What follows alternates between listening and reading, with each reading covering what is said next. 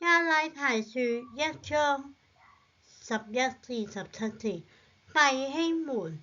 我告訴你們，我素來所傳的福音，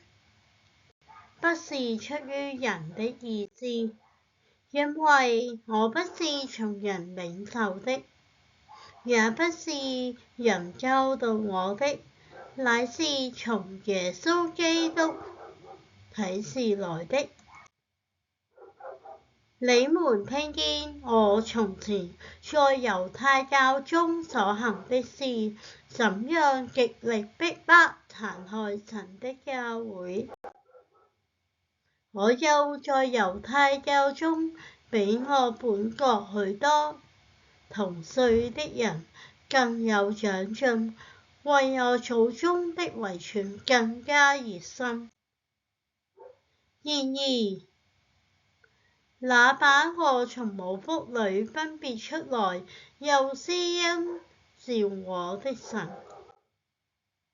既然樂意將他兒子啟示在我心裡，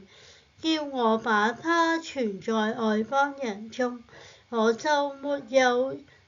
與屬血氣的人商量，也沒有上耶路撒冷去見那些比我先作使徒的，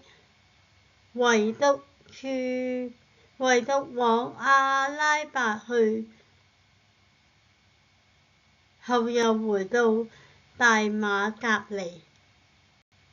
這是神的話。